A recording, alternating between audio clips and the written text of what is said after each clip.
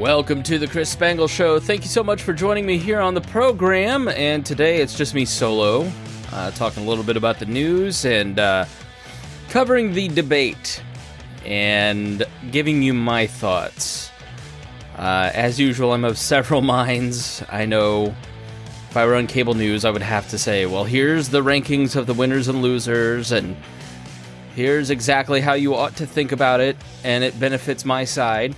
But I'm going to kind of walk you through how I watched it. I watched it twice for you.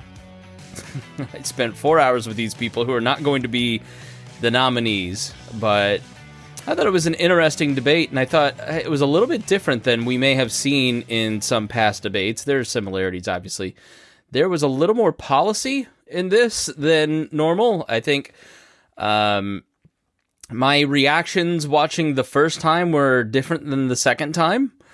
Over the course of the next 2 days, I rewatched it and kind of made notes for this, which I know this show should have probably been out the next morning, and that's when you were going to listen to it, but so be it. I think sometimes it's better to take a couple days and let things percolate. So here we are. So when I'm thinking about this, I think if you're judging a debate or you're judging any kind of issue or a book or whatever, right? You're using certain criteria to judge.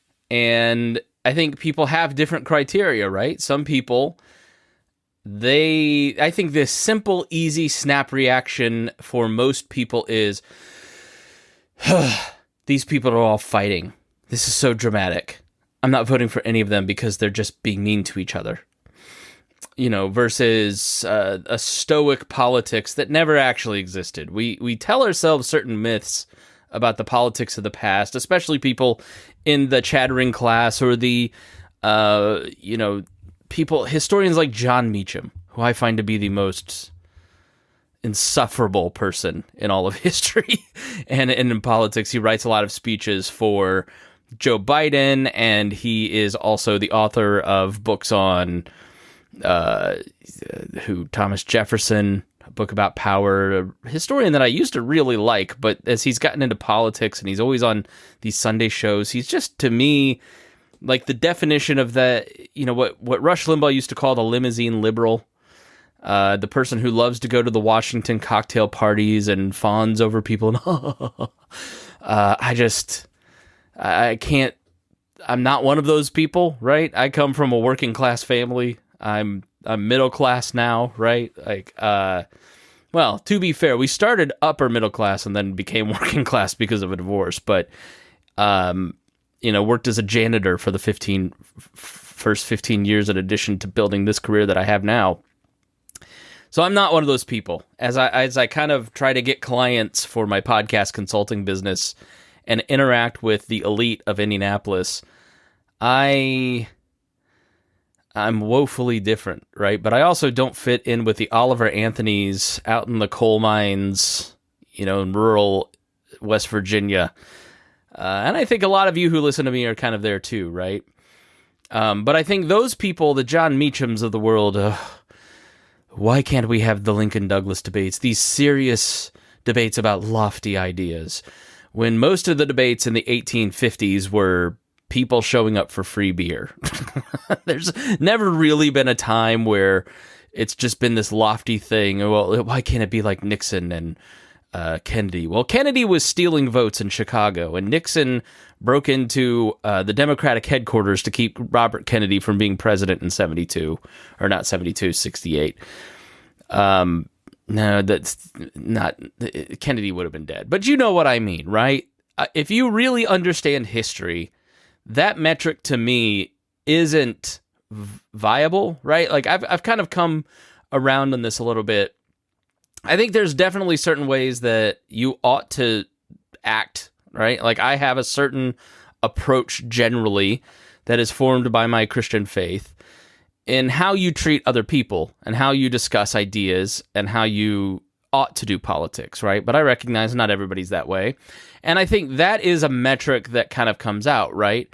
I think if you liked Vivek and you thought Vivek did a great job with this debate, then you're probably more okay with somebody being pokey and needling and annoying, because he's annoying the quote-unquote right people, right? If you're more on the scale of why can't we all just get along, why can't we have thoughtful debates, you probably hated Vivek and you liked Nikki Haley, right? So I think that's one metric that people use to judge. The second one is policy points. For me, personally, how do their policy points line up with my personal philosophy, which is libertarianism, right? So there were a lot of points in this debate that I cannot believe they all want to bomb Mexico. Right? Even Vivek, the quote-unquote non-interventionist heir to the Ron Paul, oh, he's so anti-war, and he wants to bomb Mexico. Okay. So how do their policy prescriptions line up with mine, right? Second is likability, and that's a subjective thing, right? So, Chris Galt, Brian Nichols, they loved Vivek. He was so likable. Oh my gosh, everybody loved this guy. I found him to be so off-putting. I did not know anything about him, really. I've seen him do a couple interviews, and I've kind of seen some headlines as I do my daily news reading. But he's not somebody that I've sat down and watched his full hour-long interview with. Galt said to listen to the one with Michael Malice and Bill Maher, right? I haven't listened to those, so I don't know really much about him. I obviously know Mike Pence. I've met Mike Pence. I know about all the rest of these people except the governor of North Dakota, Doug Burgum. I've never seen in my life. Don't know why he was there. Only had one good moment for me. Asa Hutchinson, who he's like a John Meacham type who loves to be on Meet the Press. He's on cable news every day and still thinks that that's the way to become president. Those days are long gone, right? Then, if you're part of the base, I might vote in the Republican primary just to be a little shit, but I'm not a Republican. I have no desire to be a Republican. This debate makes me not want to be a Republican. As much as I am with them fiscally, I couldn't be on more of a different planet when it comes to things like immigration, the majority of them when it comes to national security issues, domestic spying, a lot of culture war stuff. I may be culturally conservative, personally conservative, have traditional gender roles in my marriage, but that doesn't mean that I want to use government force to have other people live that way, which is obviously a huge difference between the modern conservative and myself. But I think a lot of people who are watching it because they're trying to make up their mind is that red meat, is the red meat for the base.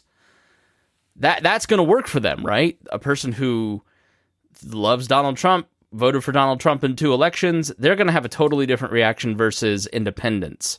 If you're an independent-minded person, I had one friend who's a center-left independent. She loved Nikki Haley.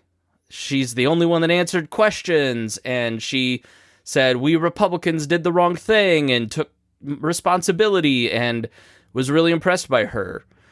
The person in my life that's voted for Trump twice hated her, right? Loved Vivek because he was trying to be the next generation Trump, right? So people judge kind of based on their priors. It's subjective to their own kind of philosophy, right? And then there's politicos versus normal people, right? If you listen to the Commentary podcast or the Dispatch podcast or read National Review if you're on the right, or HuffPo on the left, and you're kind of a person who's engaged, you knew the people going into the debate, you're going to have a totally different reaction than the people who are kind of normal, like my brother who watched it, who doesn't follow politics at all, doesn't listen to any political podcasts, doesn't read any political news websites on a daily basis, doesn't really have a political philosophy per se. You're going to have a different criteria with which to judge, right? So a lot of this is subjective in how we view something like this and react to it. And I think a lot of people just sort of watch this stuff and have their gut reaction and like who matches their priors. And it depends totally on their values, right? If unity and politeness is a value that you find really important, you're probably not going to like Vivek, right? You may like Tim Scott, who stayed out of the fray and tut-tutted the other candidates when they got into it. If you're a person who really cares about political philosophy and less about how other people are treated, then you're probably going to like other candidates, a Chris Christie or a Vivek or whatever, right? So I don't think a lot of people go into it with political philosophy. I think these debates are really important because it's a time when people who don't really pay attention, it's like a touchstone. It's a place for them to dip into the process, kind of see what's going on. But a lot of Politico people really hate them because the incentive structure is all upside down for these debates. It's so much different than, I think I take the opposite approach to so many other people who have a doom and gloom outlook. I try to think optimistically, and let's look at the points that are really good, right? So I think it's really, really positive for society that the Fox Newses of the world have not only other cable competitors, but also a lot of competitors on Rumble and YouTube and Apple Podcasts and blogs. I think it's really good that the New York Times not only has to compete against all those podcasts and people like myself. I think it makes them better. Just one second. My associate producer is coming in. Let's take a quick break, and I'll continue on why I am really positive about a lot of stuff. Come in, Squish. My wife is gone, and my associate producer wants to sit in here with me and watch her tablet, and I said that's okay. So if you hear a little noise in the background, and it sounds like Blippy, then just deal with it, because I'm not going to tell my little girl to go downstairs by herself and be all alone.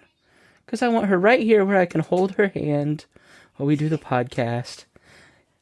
Hold my hand. Hold my hand. Come on. And if I need an icy cold water, then you can go get me one, right? Oh, yes, you can. I wipe your butt. You can get me an icy cold water. You only wipe my butt if I don't poop. Okay.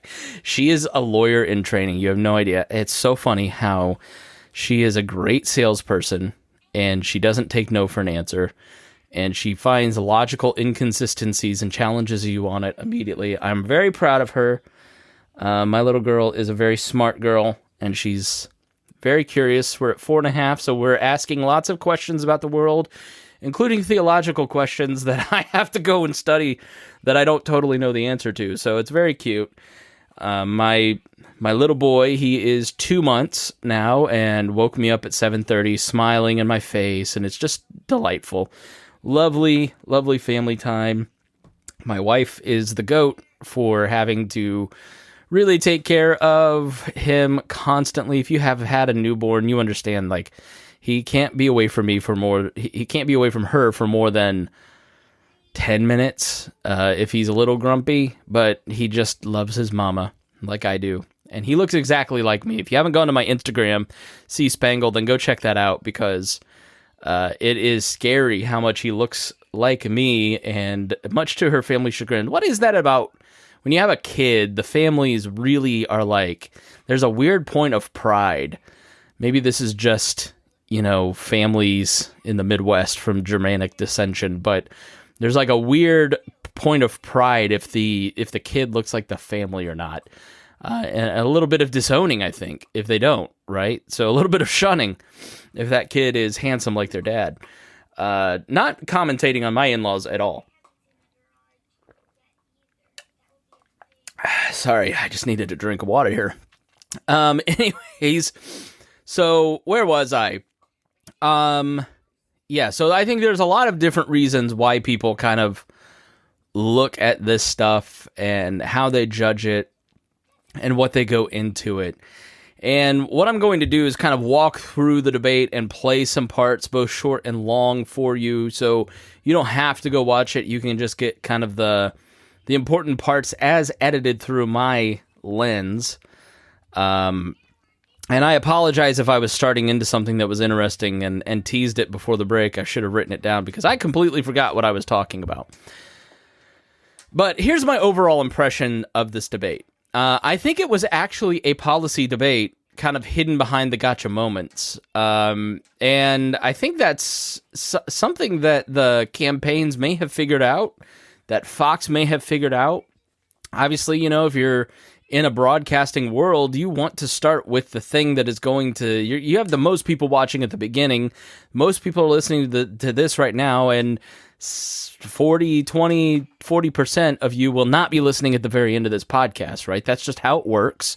If you're looking at a clip on TikTok, you're watching the first 3 seconds and then swiping for most things, which the only time I'm going to touch on the Trump thing, because Trump tried to counter-program with Tucker on Twitter and keeps crowing about how he had 200 million this, 200 million that. As Hannah Cox pointed out on Twitter, 115 million people watched the Super Bowl. So maybe 220 million have seen the first 2 seconds, which is, I think it's 2 to 3 seconds for most of these platforms to count as a view. It doesn't mean that you consumed it. I am a viewer, technically, of this Tucker debate, but I didn't watch any of it. I don't know anything about it. The only clip that I saw from it was a very true clip, which made sense from Trump's point of view. Why would I go debate these losers? They're not going to be president anyways. Why go be beat up by them for 2 hours? Fair. I totally understand that. But I think missing the debate was a crucial mistake because Trump still thinks he can control the news cycle. He still thinks that if he puts it out on Truth Social, that he's going to tip the news in a certain direction. And, we have reached a point where there's a lot of different points of view. There's a lot of different ways to consume information. It's not like 2016 where there's still had some measure. This is what always, and this is why I don't think you saw a lot of beating up on the media, the mainstream media. I just don't think they have the same power anymore. If you're here in Indianapolis, nobody reads the Indianapolis Star. They may read the IBJ, the Indianapolis Business Journal, or the Indianapolis Recorder, which has way better news than the Indy Star, the Gannett product here, the Heritage, the Record newspaper of Indiana. I don't know anybody that shares Indy Star stuff. They share more of the TV news stations because they're more built for virality on social media and kind of do more clickbaity stuff than the newspaper. But Rob Kendall over at WIBC, our friend, has way more people reading his social media and listening to him every day now than whoever the person is that writes the political... I don't even know who it is who writes the political commentary over at the Star in their opinion. It used to be a big deal to be the opinion columnist.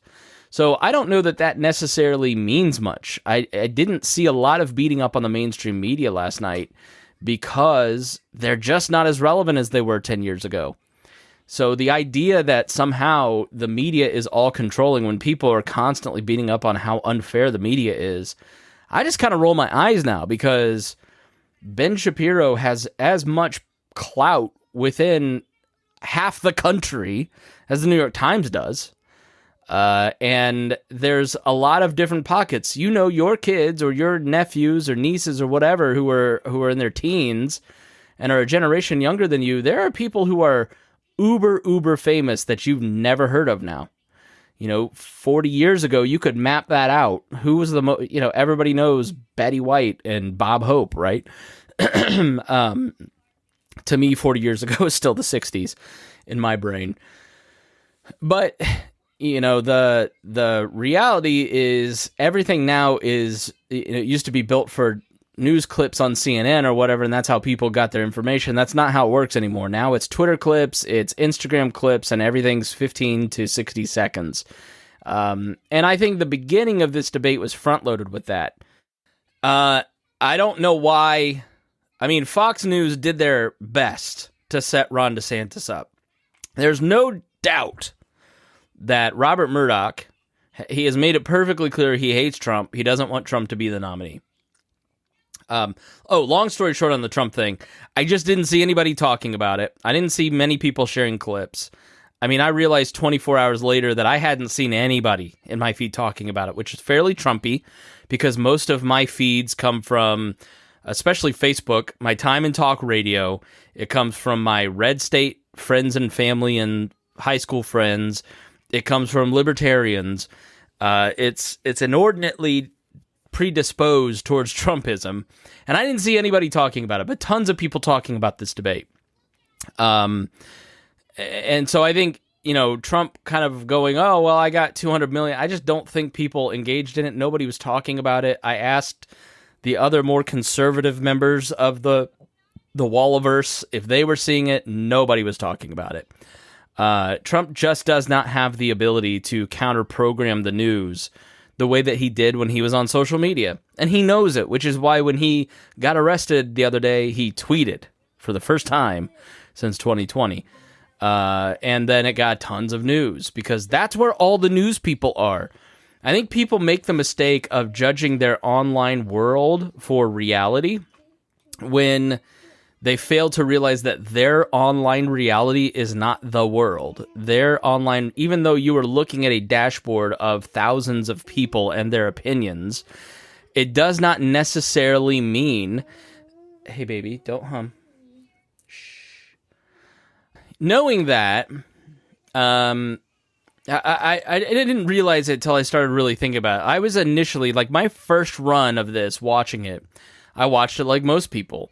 I had open Twitter, I had open social media, and I was existing in that world, right? And then when you get out there and start talking to people in real life and online, everybody has their different perceptions, everybody has their own little information silos. And the one thing that kind of reaches across those silos is clips that are retweeted, reshared, sent to stories, shared on Facebook, whatever, right? And those little clips add up to millions of impressions and views, far more than than watches the debates, right? So, Chris Christie calling Vivek Obama, and then him saying, why didn't you hug Obama? That's seen way more than the actual policy discussion in the second hour. So my first run viewing of this was kind of shaped by those gotcha moments and what everybody else was saying online. And to me, my impression of the debate was like very poor. Nobody answered the questions. Everybody was fighting. There wasn't really substantive conversation other than Nikki Haley kind of answering questions. But when I went back and rewatched it over a couple days the second time and took my time and was thoughtful about it and making notes, really only that first 30 minutes was hostile. The second half, especially, was an actual policy debate, which we'll kind of highlight. So, that impression of how the debate goes, kind of, most people don't ever go back and watch a second time, right? So all these candidates are trying to get out their opening statements that they've impressed. They're trying to get, you saw the DeSantis memo that leaked, maybe, hit Joe Biden and the media 3 to 5 times, be mean to Vivek, tell Chris Christie he's, a bootlicker for Trump. They all have goals. I've done debate prep. I've done debate prep against Mike Pence, actually, in 2012. Mike Pence is one of the most skilled debaters I've ever seen in my life. And it really showed, which is why he got the most time. If you look at how long each candidate got to speak, it was Mike Pence who actually got to speak the most. Let's look at the breakdown here. Mike Pence, 12 minutes. Vivek, 11. Chris Christie, 11. DeSantis, 10. Nikki Haley, 8 minutes. Tim Scott, 7 minutes. Doug Burgum, 7 minutes. Asa Hutchinson, 7 minutes. The reason Pence, Vivek, Christie are all in the back, up at the front, is because they throw elbows. And Vivek knew, Pence knew, that if you invoke and provoke the other people, not only does that get you clipped out for breaking news 9/11's Twitter account to 3 million people or whatever, and to YouTube channels, it also gets you more time to make more, because if you say their name, Pence and Vivek did a great job of gaming the debate they're really the same person, and I'll illustrate this a little more. But Pence and Vivek are the same person, the same personality, just for different generations and targeting different audiences. But if you look at the bottom of the scale, Nikki, Tim, Doug, Asa, they're not poking. They're trying to be the stoic, why can't we all get along candidates. And that's why Mike Pence got almost twice the amount that Asa Hutchinson did. So Mike Pence has done this long enough. He doesn't get rattled. You watch it. He never got rattled. He gives his schoolmarm frown a couple times, but then you know what, Vivek? I think we're strong enough as a nation to blah, blah, blah. Mike Pence speaks like George Bush, but without the charm. And everything he says sounds like it was scripted for a Republican West Wing. That's what drove me crazy in the debates and the campaign in 2012 when Rupert ran against him, is you can't ever get Pence to talk about anything other than what Pence wants to talk about. You ask him a question. For instance, he was asked a question about, why do you think you should run again when you locked down the country and wrote 2 stimulus bills? And he goes, you know what? That's a good question. That's a fair question. I just think it's terrible that Democrats said defund the police in 2020. And you're like, you acknowledged the question. You said it was a good question, and then you didn't answer it. You talked about something else. He's just very skilled at debating and kind of getting his message across. The problem is for both him and Vivek, they're so obviously trying to do it that it becomes cringe after a while. Which we'll point out. They're trying to get you to think a certain way about them, and that's inauthentic, and that's very frustrating. Ron DeSantis has some of that too, right? Like Doug Burgum isn't a good politician like that, right? Doug Burgum is just Doug Burgum, the governor of North Dakota, just being on stage, being a regular dude, broke his leg, blah, blah, blah, right? Like, I don't know, he's just sort of a nothing burger, right? But the Fox News organization favors Ron DeSantis, which is why they really teed up the beginning of this for Ron DeSantis. They start with the Richmond of North Richmond, the song by Oliver Anthony, who looks like my brother, looks like me. My boss at Bob and Tom wants us to do a parody with me singing it because it's like when it first started popping up, I was freaked out how much this guy looked like me. And his first name's Chris, too. So if any of you out there know him, I'd love to interview him and talk to him just because we are ginger brothers in arms against the Richmond of North Richmond. And I think he's an interesting person. I think the phenomenon, I'd love to talk to him about this, the phenomenon of being used.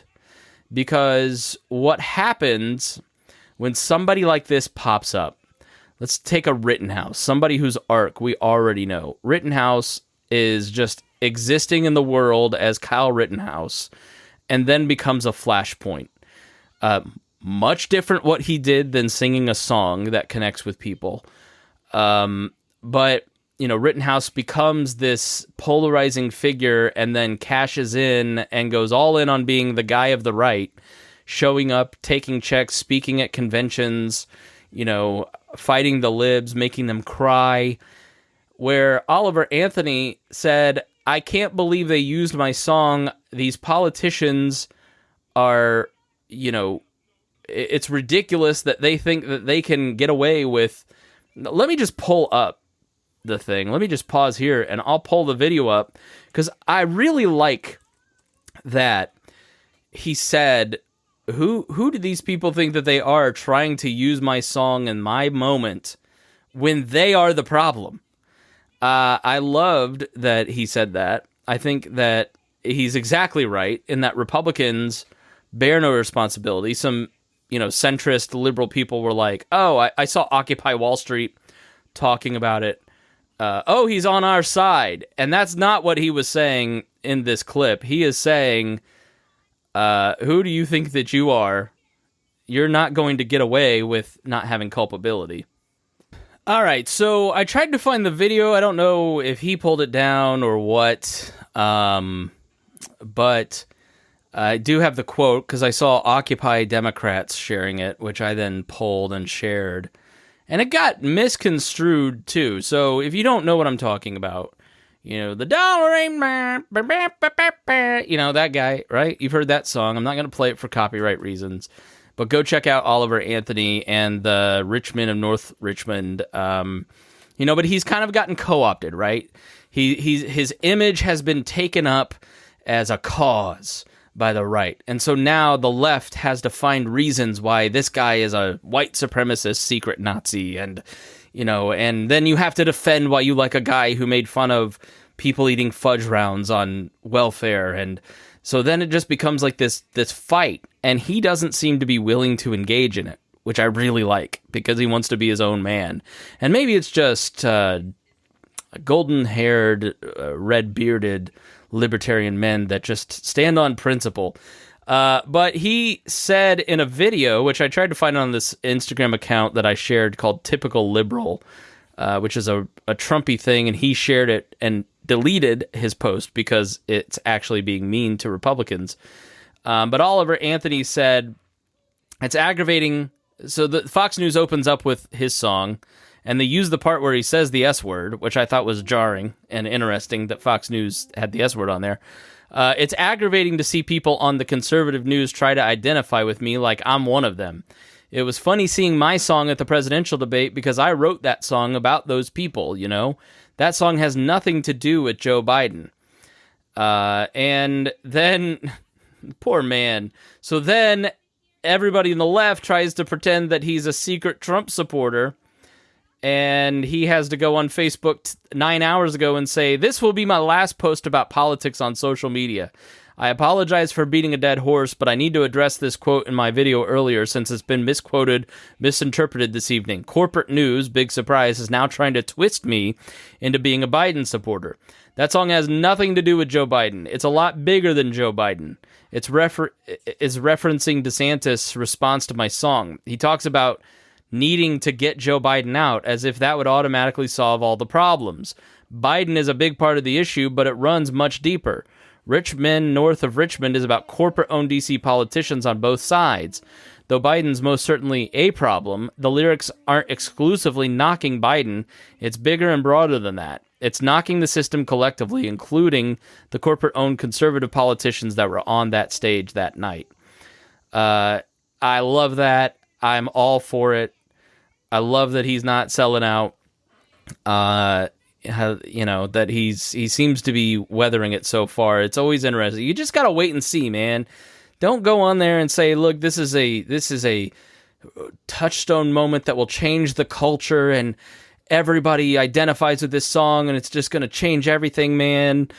And then the people who are like, he's a racist, secret white supremacist, and I have no evidence of that. It's just that my conservative friends like it. I just hate all that. I hate all that. Just. The song is beautiful and powerful and touching and strikes a chord with a lot of people.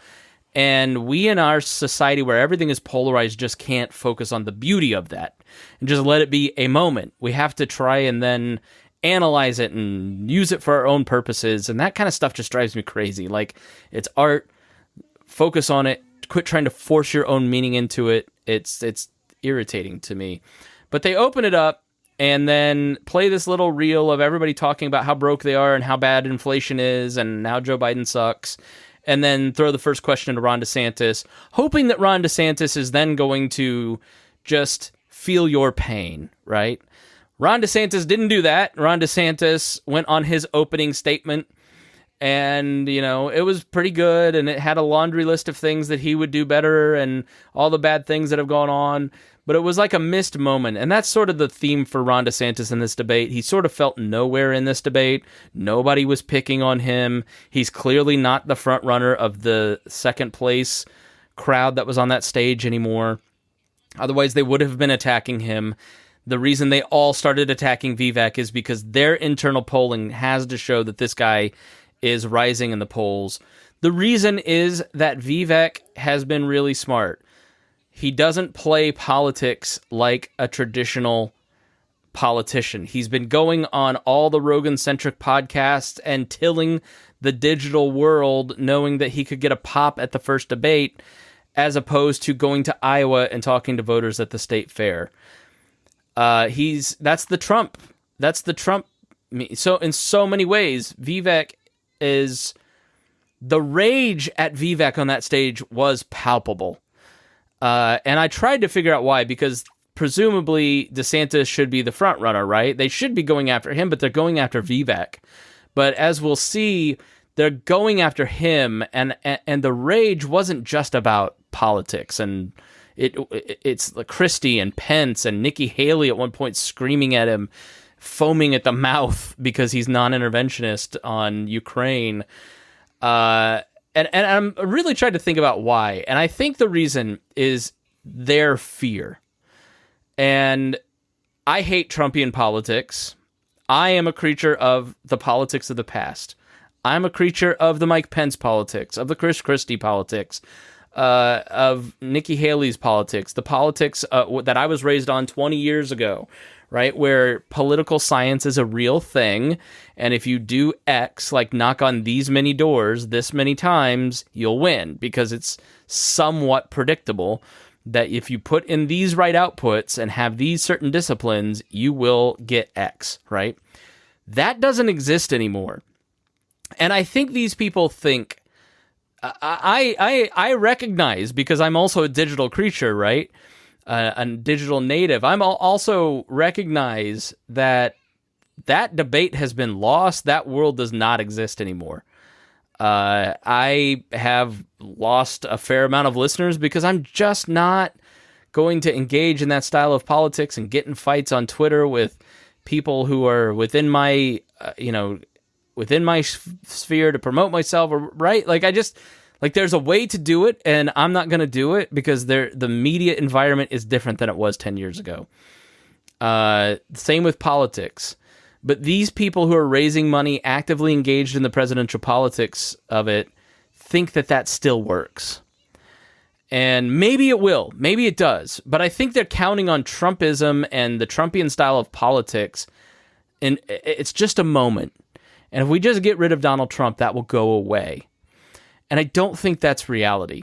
But I think that a Vivek on stage, needlessly poking his opponents, shamelessly calling them corporate puppets, talking about Zelensky, the Pope, and all these untoward, untrue, like rude, horrible, mean things, it just makes them afraid, because that style of politics isn't going away, because the youngest member on that stage, the next generation, is doing it. Well, he's standing next to a person who's 44, Ron DeSantis, who's doing it the old way.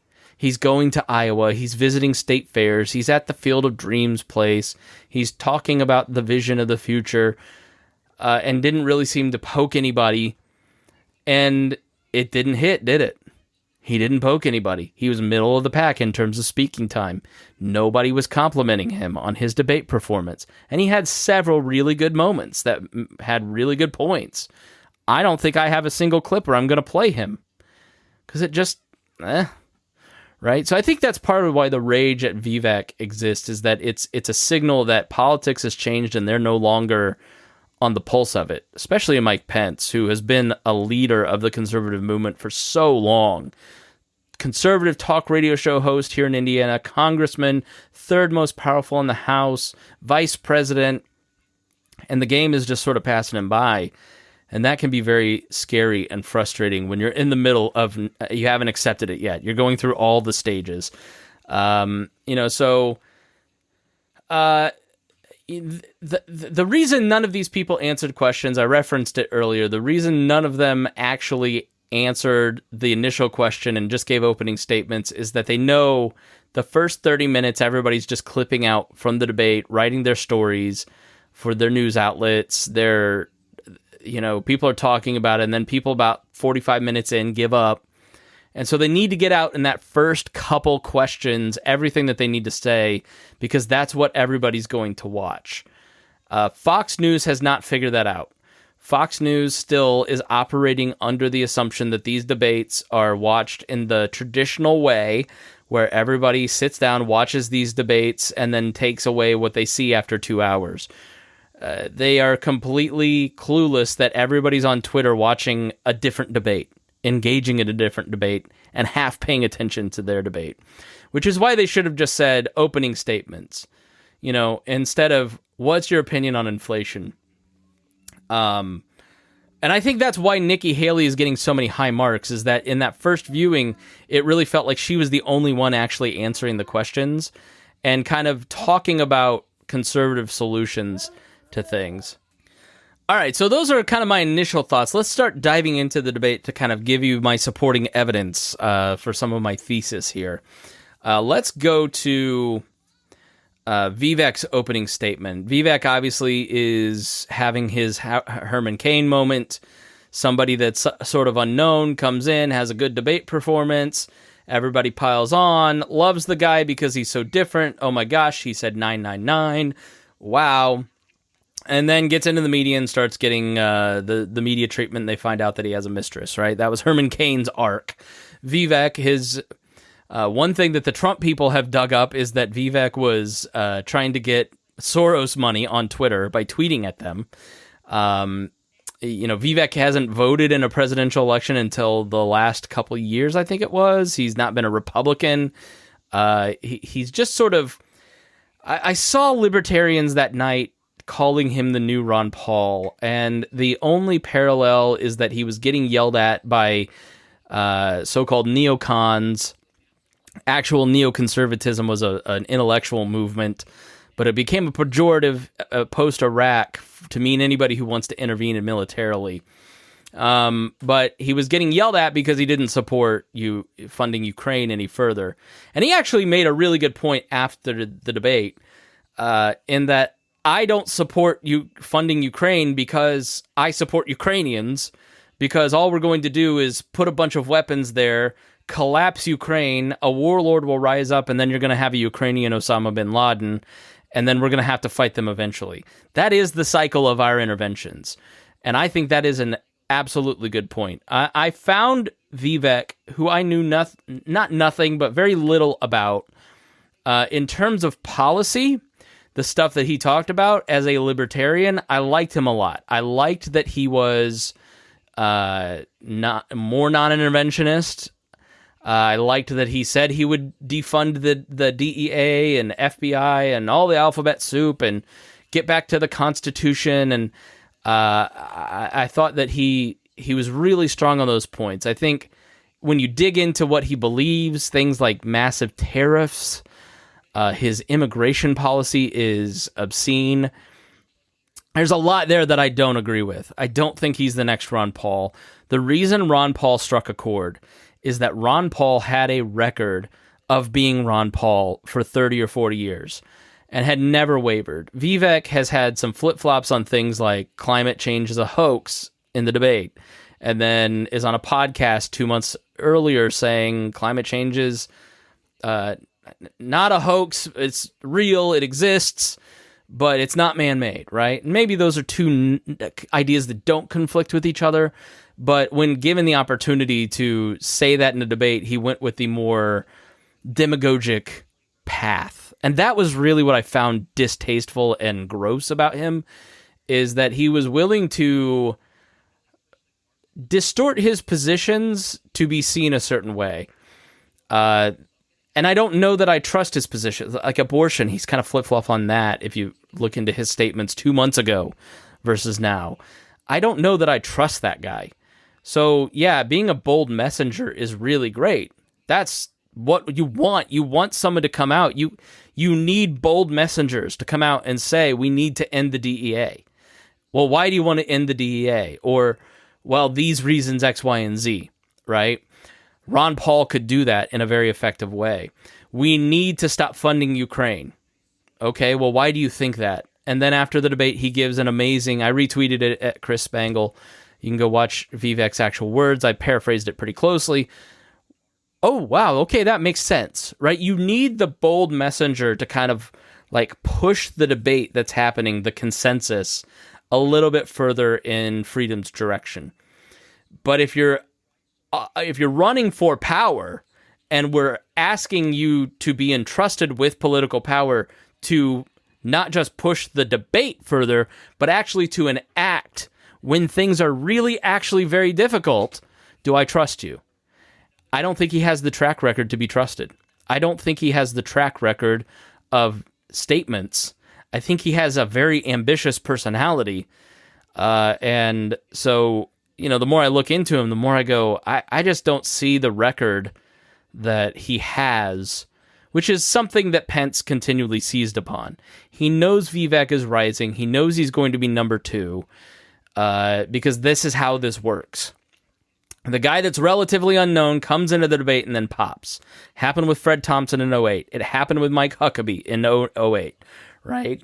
Where they come in and then everybody has a moment, right? 2016 is totally different, but when the last Republican primary that is like this one, right, in terms of how the fallout of the debate works, is 2008.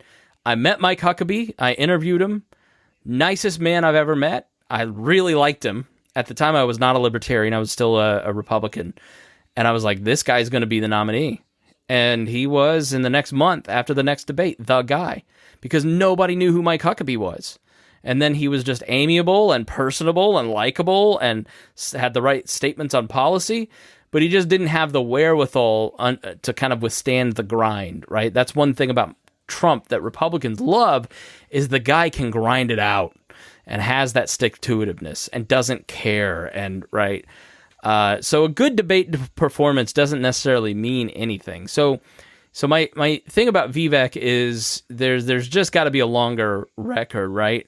Like DeSantis has a track record of success in Florida. You may not agree, and there's a lot about DeSantis' governorship that I don't agree with, but he has been successful in grinding out political wins as governor. He's been tested. Mike Pence talked about how he was the most tested on that stage. That dude was like the worst governor since Ed Jackson, the Klan governor in the 20s. He couldn't grind it out. He had a glass jaw. Every time he was hit by the media, which is very mediocre here in terms of its strength and influence over the public opinion, he just didn't have it. He couldn't succeed. He put people in place that were there for loyalty reasons, like Trump. Trump's most effective period was when he had a diverse cabinet and Mitch McConnell in the Senate kind of managing things, the axis of adults it was called.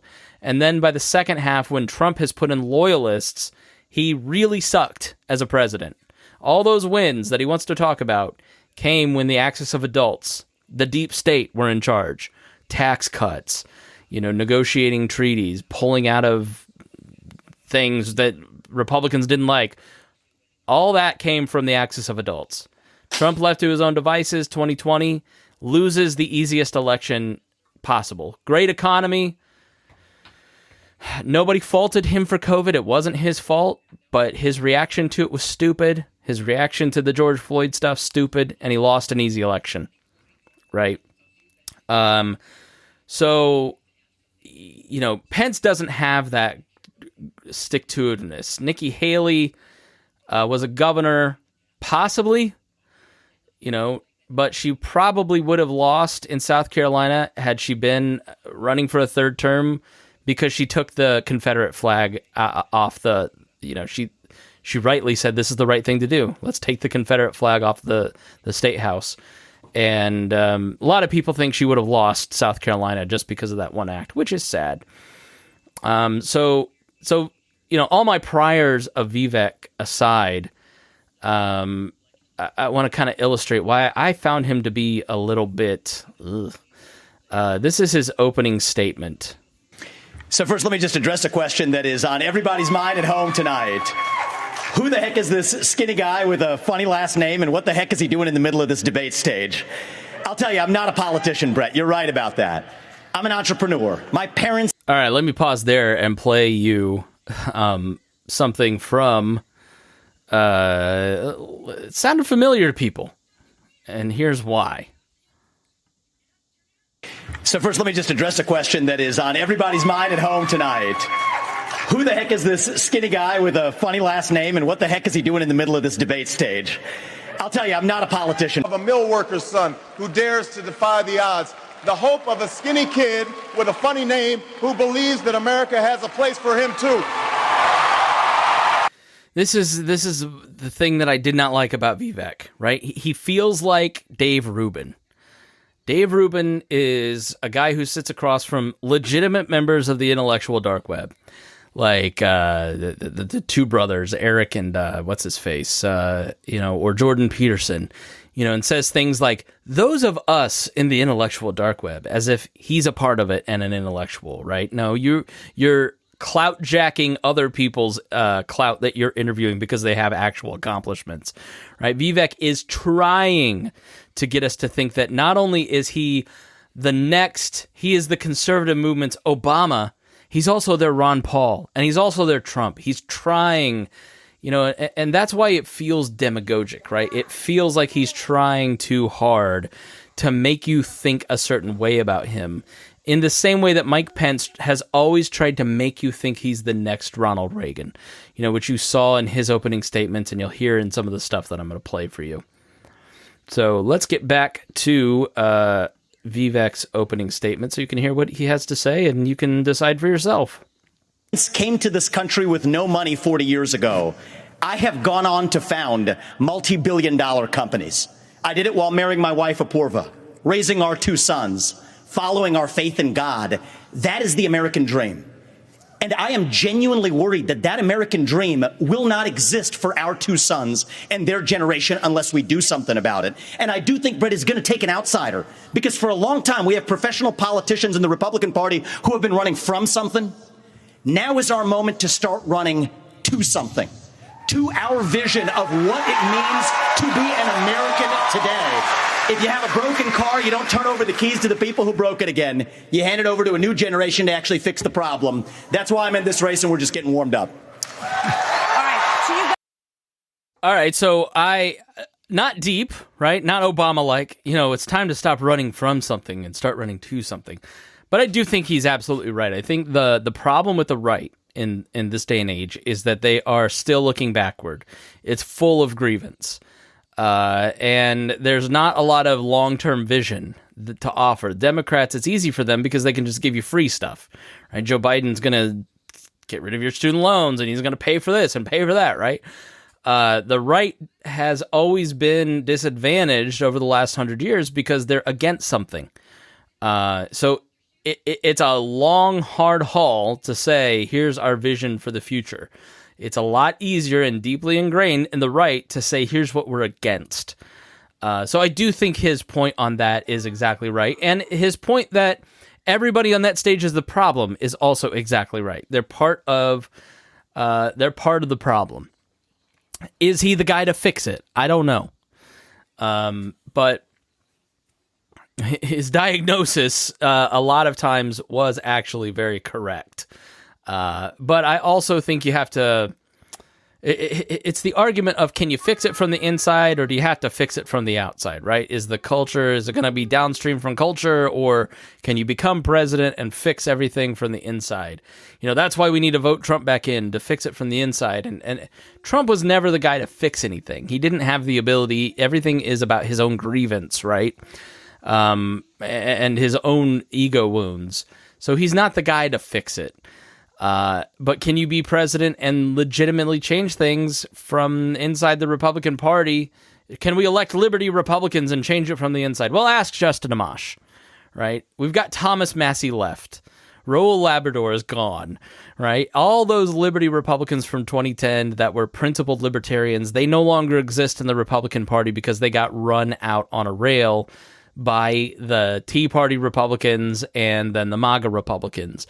So I tend to think that it's fairly impossible, but I don't begrudge people who say, well, let's elect a number of people. I think you've really got to start businesses and start nonprofits and become messengers, and that is much more effective than running for office, because your incentives to run for office are to suck up to the people on that stage for 30 years, to gain power, and then eventually you'll have your crack at it, right? By then, you're so compromised that you've quit, or you're broke, or your reputation doesn't work because you're an irritant. You know, Rand Paul is well on his way to look, when you support that child molester in Alabama for Senate because you're just trying to get along in the Republican Party, you compromise your own values. So it comes down to, do you think that there should be a libertarian president, and can they fix it? What do you have to do to get to that point? So, well, some would argue, he's more libertarian than other people. Okay, but you can really only put your resources a certain number of places. Why would you want to put it behind a person who is untested and possibly successful? I know he's grown companies, and there's been some media reports that his companies are sort of like Trump's, where they're a little hollow. I don't know enough about it, but so next up is Nikki Haley, who had a really interesting, and I saw some Republican friends fuming about Nikki Haley's opening statement, but this was an appeal to independence. This was Nikki Haley deciding the rational thing about this. Like, let's step out of the debate and look at the reality of this. Trump can run one more time. And what I think Nikki Haley's goal was not to win this particular election.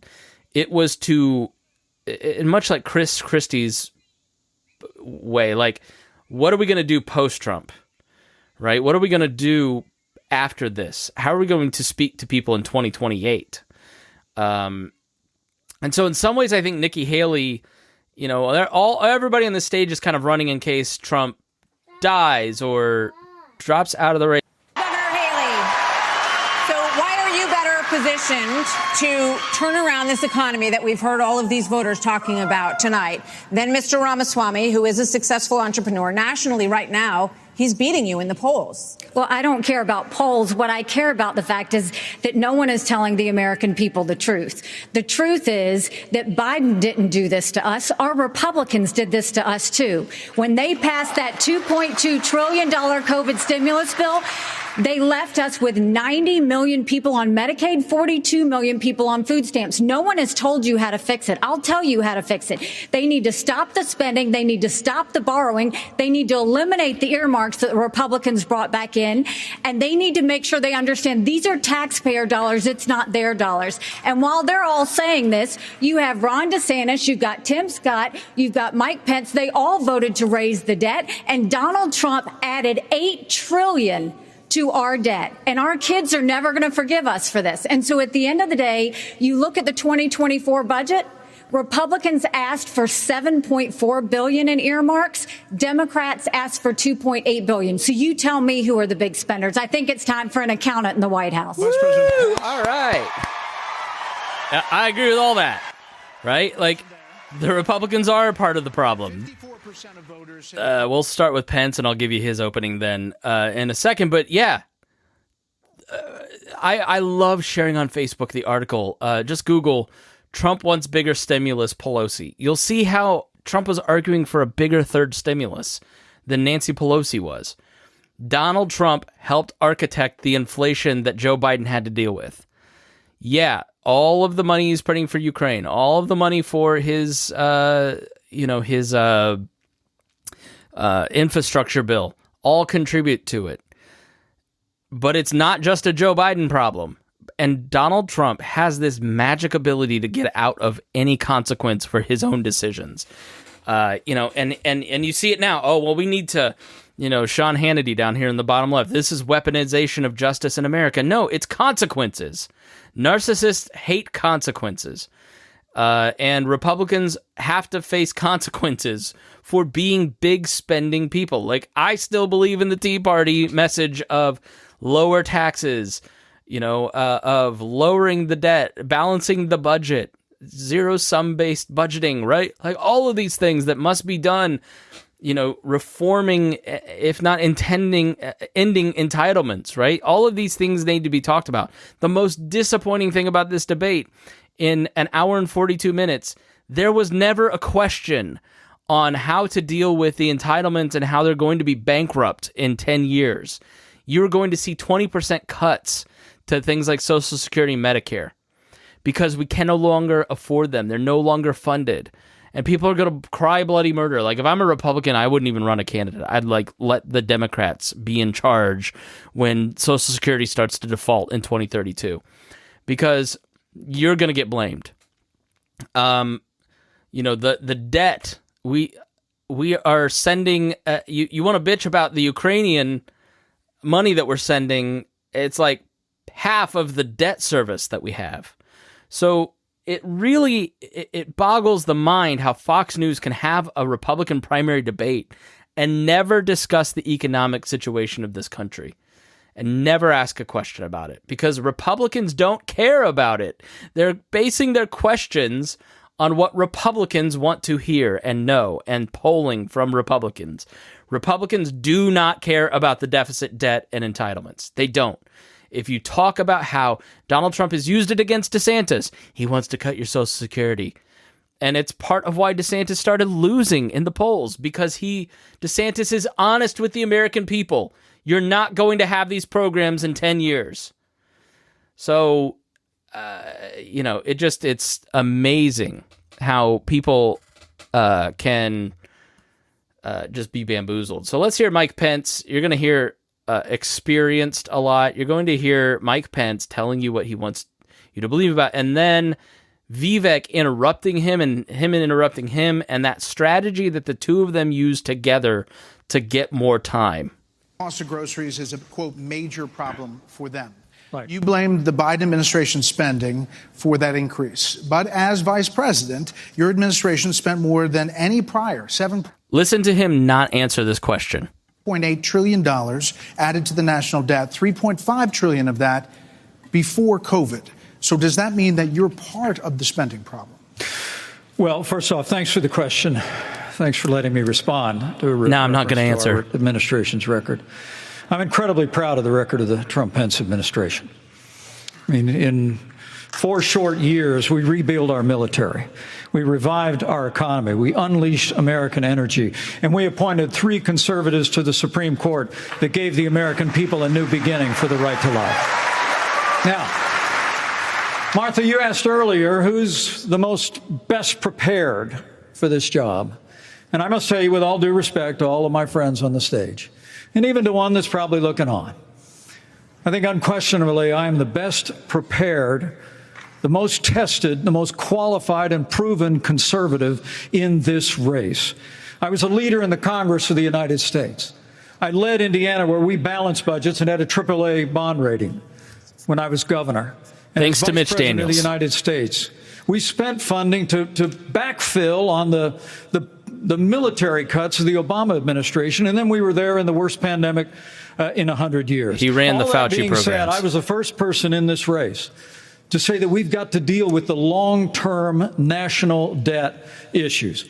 You got people on this stage that won't even talk about issues like Social Security and Medicare. I mean, Vivek, you recently said a president can't do everything. Well, I got news for you, Vivek. I've been in the hallway. I've been in the West Wing. A president of the United States has to confront every crisis facing America. I will put our nation back on the path to growth and prosperity and restore fiscal responsibility, just as I did in Congress and as governor, Mr. Vice President, and when I was vice president. But yeah, hold on. You were named earlier. I'm going to give Vivek first. We'll get to both of you. This isn't that complicated, guys. Unlock American energy. Drill, frack, burn coal, embrace nuclear. Put people back to work by no longer paying them more to stay at home. Reform the U.S. Fed, stabilize the U.S. dollar, and go to war. The only war that I will declare as U.S. president will be the war on the federal administrative state that is the source of those toxic regulations acting like a wet blanket on the economy. So I'm not sure I exactly understood Mike Pence's comment, but hey, you don't know who I am. Here's a laundry list of things that Republicans love, so you'll like me. I'll let you all parse that out. For me, it's pretty simple. That's something a U.S. president can do with focus, and I'll deliver on it. Well, let me explain it to you. Let me explain it to you, Vivek, if I can. I'll go slower this time. I sometimes I thought that was a little racist, but anyways. Look, I was a House conservative leader before it was cool. I actually pushed a Deficit Reduction Act. That was the last time we actually reduced the national debt in the United States when I was the leader of House Conservatives. I balanced budgets and cut taxes when I was governor. I mean, look, Joe Biden has weakened this country at home and abroad. Let me just skip. We don't need to bring in a rookie. We don't. I mean, look. So Vivek does an annoying thing, and it's probably tactical, is that he undercuts right at the end of their statement. Because if he undercuts, he can provoke them and then get more time. Because if I provoke you at the end of your statement, then you say Vivek's name, and in the rules, then Vivek gets 30 more seconds to talk. Brilliant strategy. Very good strategy. You saw debate. You saw Pence doing it too, which is why they were the top two in terms of talking. Look, Joe Biden has weakened this country at home and abroad. Now is not the time for on-the-job training. We don't need to bring in a rookie. We don't need to bring in people without experience. We need to bring It's 30 seconds when you have a rebuttal, okay? And you are up, Governor DeSantis. So here's the thing. Why are we in this mess? Part of it, and a major reason, is because how this federal government handled COVID-19 by locking down this economy. It was a mistake. It should have never happened. And in Florida, we led the country. DeSantis has kind of a I love lamp quality where he just runs with it, and it's non sequiturs, and it didn't land. Lock you down. You don't take somebody like Fauci and coddle him. You bring Fauci in, you sit him down, and you say, Anthony, you are fired. That was just so obviously rehearsed. You know what? We're going to bring in. I just want to finish responding to Mike. I just want to respond to Mike for 1 second because he invoked me back. Listen, now that everybody's gotten their memorized, pre-prepared slogans out of the way, we can actually have a real discussion now. The reality and the fact of the matter is, like, I get it. It's just insulting them for no reason, right? Like it's a tactic that appeals to the new right type guys, right? Like, we don't like Ron DeSantis, so I'm going to be mean to Ron. I'm just going to demean his point. I'm not going to engage in the substance of what Ron DeSantis just said because it was entirely correct, and I agree with it fully, but I can't say that because I'm against him personally, and so I need some way to diminish him, and so I'll just say it was pre-scripted, right? It's one of those like ad hominems or straw man or whatever those logical fallacies are, but it's very irritating for no reason. He loves to irritate, which is why so many of the guys that love so many of these new right thinkers love Vivek, because they love people who are just dicks, because they want to be dicks. And so they can continue. Well, look, it's just acceptable behavior. So he doesn't want a real discussion. Now that we've got our pre-prepared statements out of the way, we can have a real discussion. Well, dude, you're the one preventing the real discussion and then saying you want to have a real discussion, and I just don't buy it. Is that one of yours? Not really, Mike, actually. We're just going to have some fun tonight. And Pence totally calls him on it, correctly saying, did you rehearse that? Because that sounds like you rehearsed it. And the reality is, you have a bunch of people, professional politicians, super PAC puppets, following slogans handed over to them by their 400-page super PACs last week. The real choice we face in this primary is this. Do you want a super PAC puppet, or do you want a patriot who speaks the truth? Do you want incremental reform, which is what you're hearing about, or do you want revolution? Okay. And I stand on the side of the American revolution. I've got to address We're going to take All right, first of all, the dude would have a super PAC if he could. He only raised $400,000 off of this debate. Average donation, $38. That's cool. That's not how politics works now. He's right in that super PACs run everything. But I bet if you asked Vivek, do you support bringing back McCain-Feingold? He'd say no, because the rolling back of McCain-Feingold and the Roberts decision in what was the court case? I'm blanking on it right now. That's what created super PACs, and not one person on that stage would be in favor of eliminating super PACs because they would all rightly say that it matters because it's free speech, right? Who can tell a group of rich donors that they can't create super PACs? If one of these billionaires, if Jeff Bezos called up Vivek and said, I'd like you in the debate, or Elon Musk called him and said, I want to fund your campaign with a super PAC, you think that dude wouldn't take that super PAC? So how can you say 30 seconds before that you want a discussion and then have just a pointed, silly thing, right? Like you're the owner and arbiter of what is true, and you're the only one that wants a revolution. Like, come on, dude. Like, it's just, he comes across so full of shit and so rehearsed. And I hated him. I really hated, I knew nothing about him. I just did not like him. I did not like his style. I didn't think he was, I can stand a little bit of demagoguery because it's politics, but he's just so well rehearsed and prepared that it's like, when Mike Pence invokes Jesus Christ later, it's just, ugh.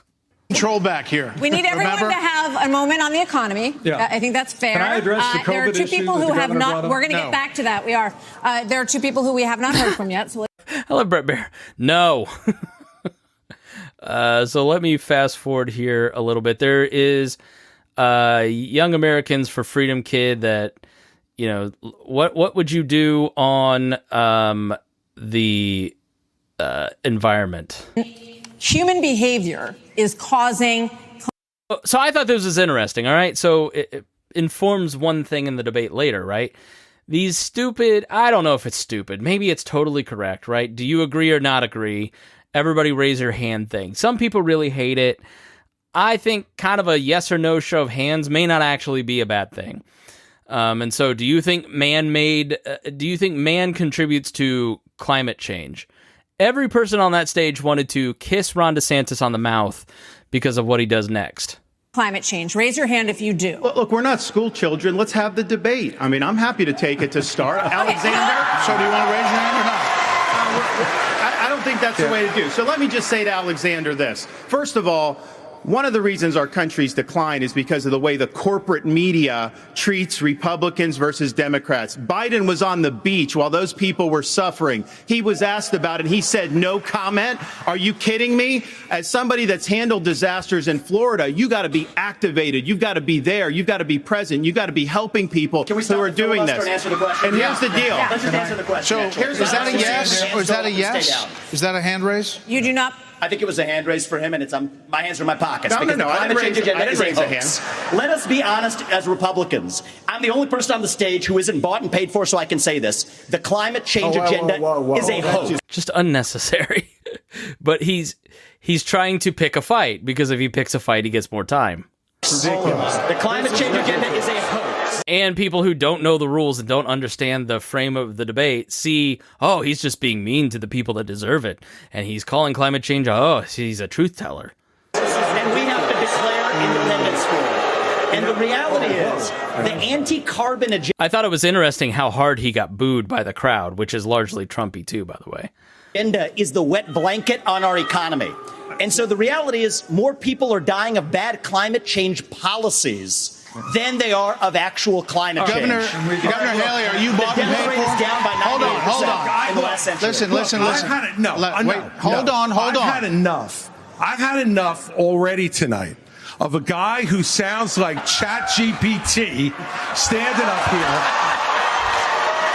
And the last person in one of these debates, Brett, who stood in the middle of this... Like, you notice if you watch this, Vivek is smiling, and he takes these punches very well. Because it's part of his strategy, right? He knows his strategy is working. Christie is a pugilist. He's a New Jersey guy. He's very good in debates. He's very good on his feet. He's very good at kind of putting together a way to prepare a case for a jury, right? And Christie knows if he defends the honor of everybody else on the stage against this newcomer who's acting like Trump, because his whole MO as a campaign is being mean to Trump, then he got a ton of, Vivek's ChatGPT clips played out there. So, Vivek kind of zings him back, right? With the Obama hug, which I think is the dumbest reason anybody was ever canceled in politics. Chris Christie was the front runner in like 2012, I think, and then had a major storm as governor, like a hurricane basically hit New Jersey, Hurricane Sandy, Superstorm Sandy, and Obama came to visit, and he gave him the handshake hug around the back, and that made all the ads, and it basically killed Christie's entire momentum, which is just such a superficial, silly thing. But that sort of was like a foreshadowing of how dumb American politics was about to get. Stage and said, "What's a skinny guy with an odd last name doing up here?" was Barack Obama, and I'm afraid we're dealing with the same type of amateur standing on stage tonight. Come over and give me a hug. I mean, two great sparring lines, like calling him Barack Obama to a group of people who hate Barack Obama. Great. He recognized that was an Obama line. Brilliant on Christie's part. And I think Vivek very effectively neutralized it with "come give me a hug." Just like you did to Obama. The same type of amateur. And you'll help elect me just like you did to Obama, too. Give me that the same type of amateur. Hold on. Governor Haley, would you like to respond? Are you bought and paid what for? I would like to say is So instead of accepting the terms that Vivek just set in terms "are you bought and paid for," Haley goes on to give an actual policy answer, which I thought stood out. It's one of those moments where everybody's fighting. She has kind of a good little intro here. fact that I think this is exactly why Margaret Thatcher said, if you want something said, ask a man. If you want something done, ask a woman. Notice how all the guys are smiling because they know that was a great line. First of all, we do care about clean air, clean water. We want to see that taken care of, but there's a right way to do it. And the right way to do it is, first of all, yes, is climate change real? Yes, it is. But if you want to go and really change the environment, then we need to start telling China and India that they have to lower their emissions. That's where our problem is. And these green subsidies that Biden has put in, all he's done is help China, because he doesn't understand all these electric vehicles that he's done, what that does. Half of the batteries for electric vehicles are made in China.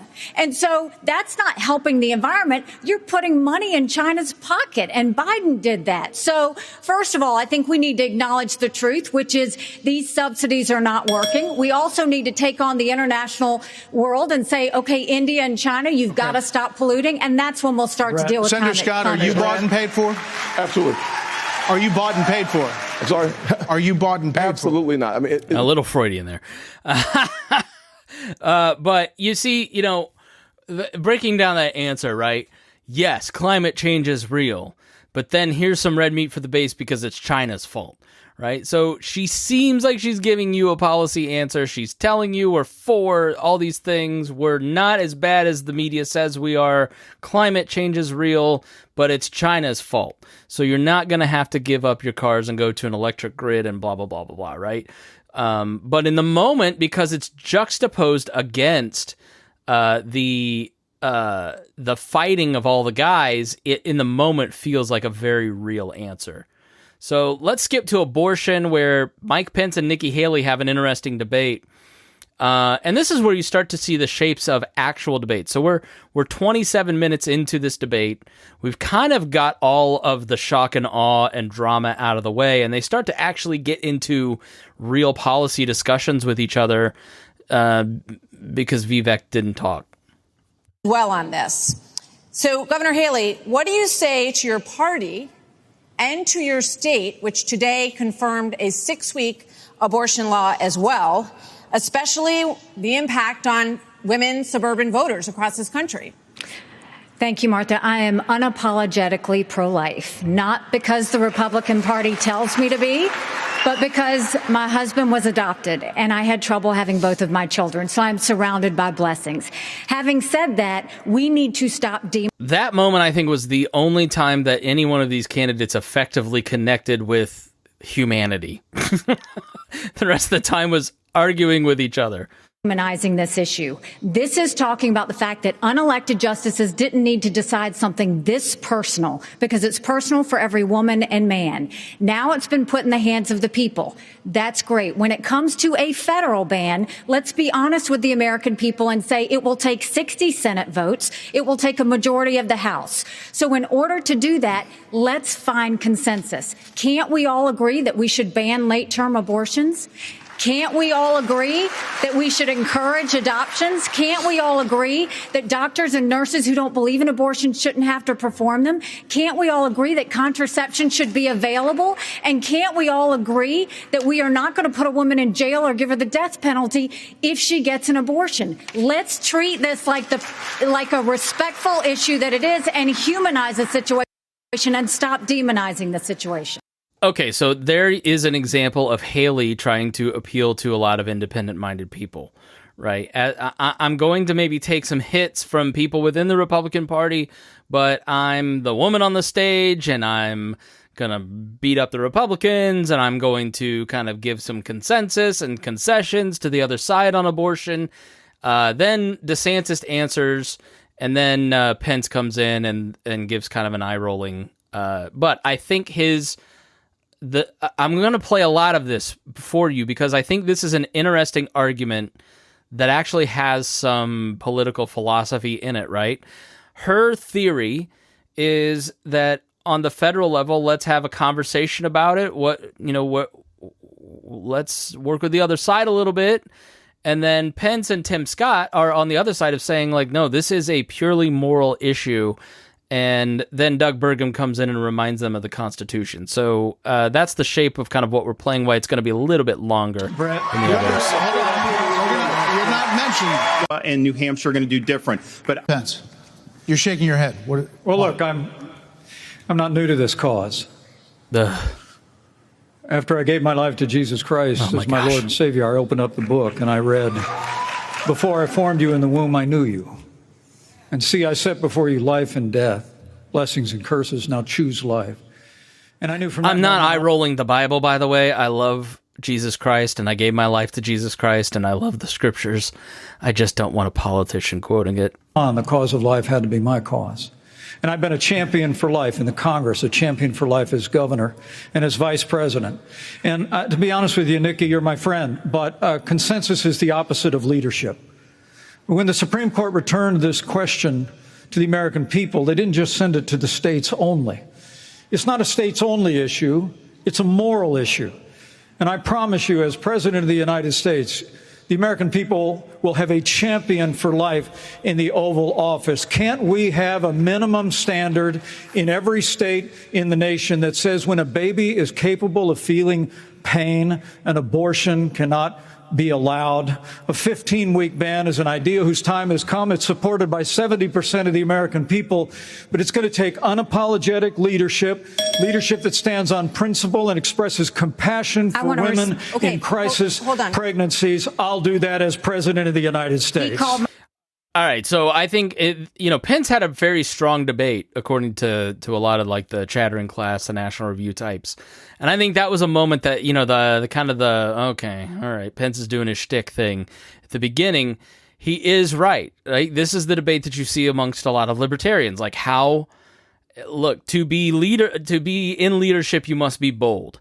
You can't be apologetically libertarian like maybe the 2020 nominee. We need somebody who's going to give a full-throated defense of liberty that's unapologetic like Ron Paul did in 2008, right? Versus people who are maybe in their local area trying to find consensus of like, the consensus person says, look, Vivek has a lot of problems, but he's 98% there, so why wouldn't we support him? Versus somebody who said, no, it's a moral issue. We have to support the non-aggression principle, and we shouldn't support people who aren't 98% of the way there, right? So, it's the Prague radical debate. It's the Mises versus the Gary Johnson crowd, right? It's that debate, right? They have that debate. But I think, he's pointing out, look, Congress can do something too, and I'm the guy to do it, and this is the thing that Republicans care the most about, and who's got bona fides, true, like I talked about with Vivek. Like, Pence has been there, he's done it, he's got actual experience, connections. That's why he was picked for the ticket with Trump.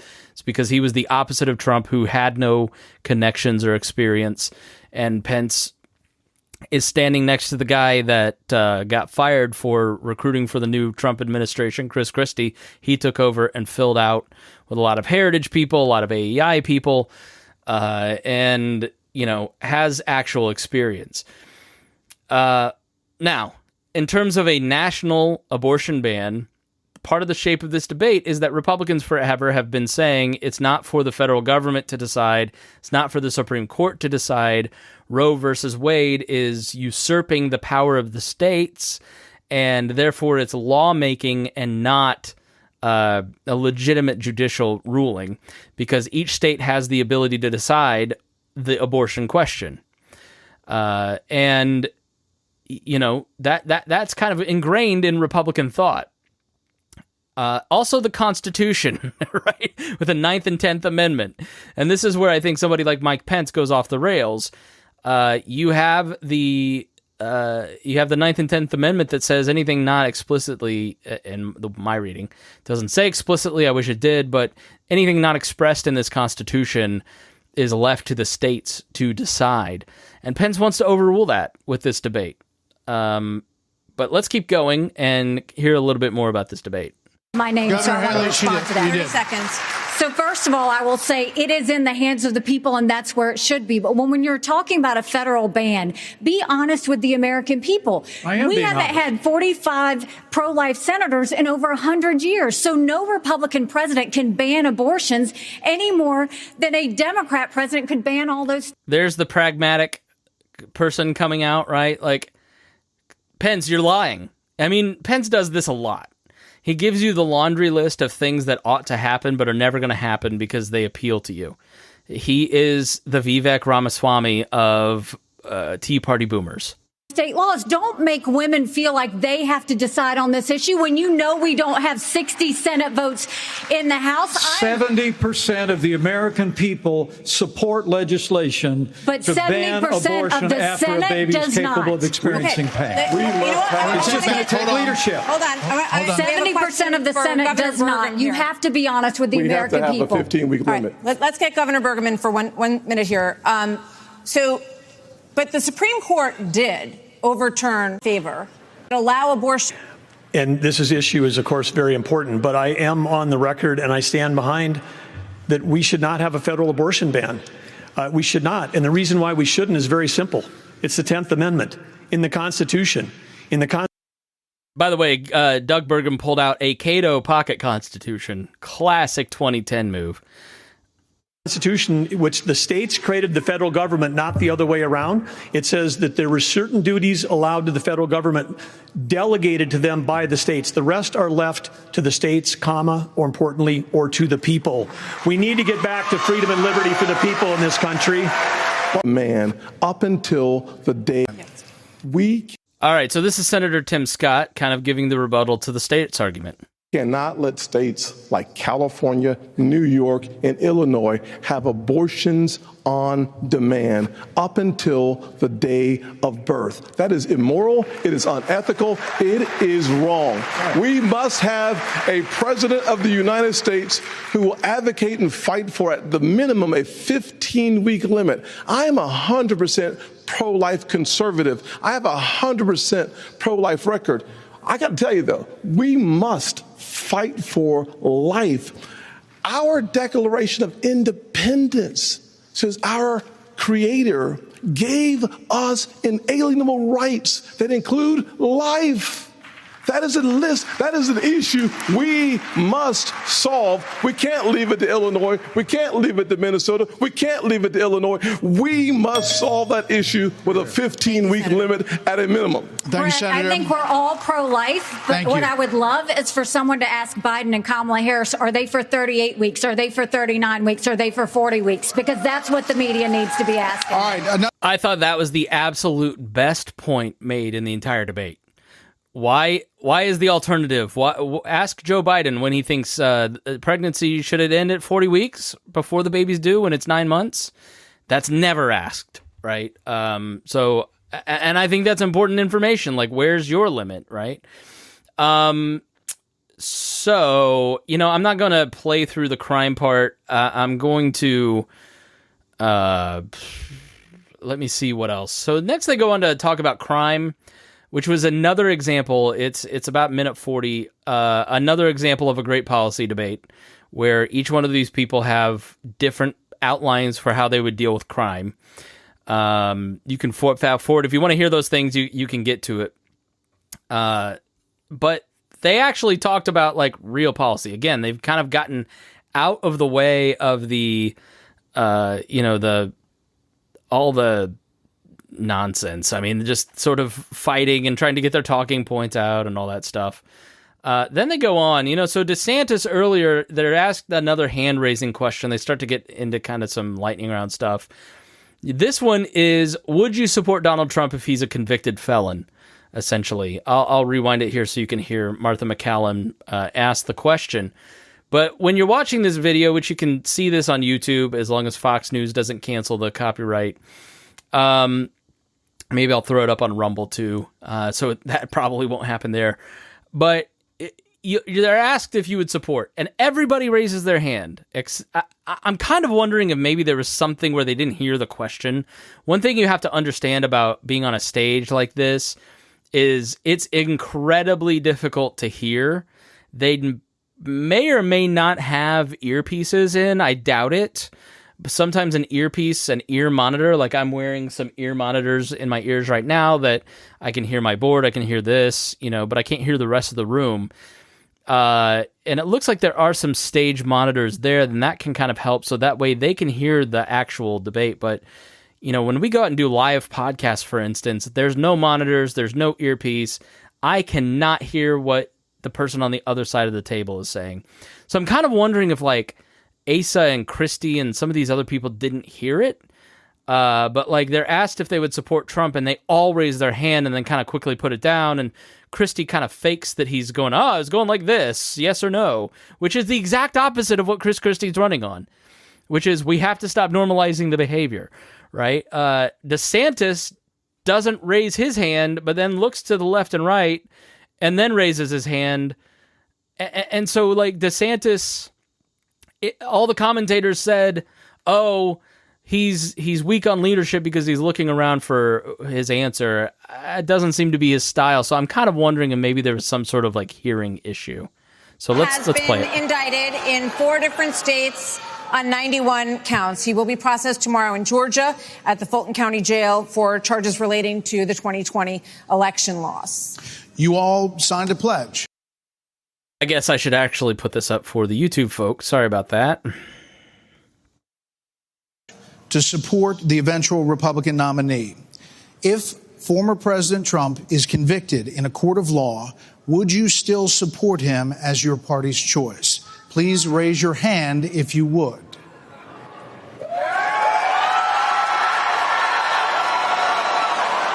So what happened there is Vivek immediately puts his hand up, then Nikki puts her hand up, then Tim Scott dominoes over, then Burgum, then DeSantis, then Pence, then Christie, then Asa. So it's like this ripple across the stage, and I don't know that they all totally heard the question because it seemed very odd how they all were kind of like rolling, like doing the wave.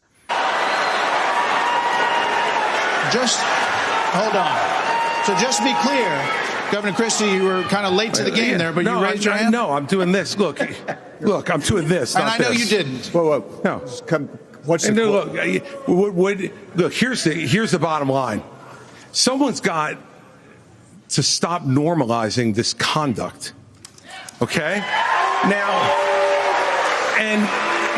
whether or not you believe that the criminal charges are right or wrong, the conduct is beneath the office of President of the United States. And This is the great thing about this country. Booing is allowed, but it doesn't change the truth. The best president of the 20th. Mr. Ramaswamy. All right, so then they go to Vivek, and Vivek... okay. You raised your hand supporting... No, I'd like to get in and respond. Let's just speak the truth, okay? President Trump, I believe, was the best president of the 21st century.